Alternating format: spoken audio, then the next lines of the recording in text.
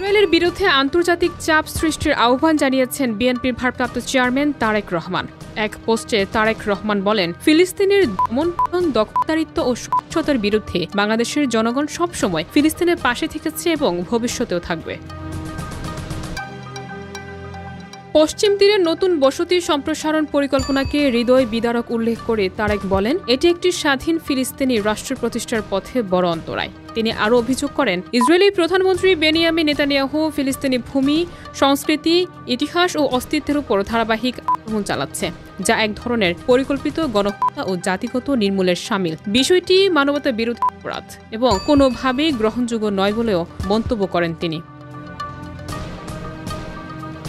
তারেক রহমান আশঙ্কা প্রকাশ করে বলেন, মধ্যপ্রাচ্য ও ইউরোপ সাগরীয় অঞ্চলে বিপুল সংখ্যক বাংলাদেশি কর্মরত আছে। আগ্রাসন অব্যাহত থাকলে পুরো অঞ্চল অস্থিতিশীল হয়ে পড়তে পারে, যা প্রবাসী বাংলাদেশিদের নিরাপত্তার জন্য হয়ে দাঁড়াবে। তিনি আন্তর্জাতিক সম্প্রদায়ের প্রতি আহ্বান জানান, এই বসতি সম্প্রসারণ পরিকল্পনার বিরুদ্ধে কার্যকর চাপ প্রয়োগ করতে হবে।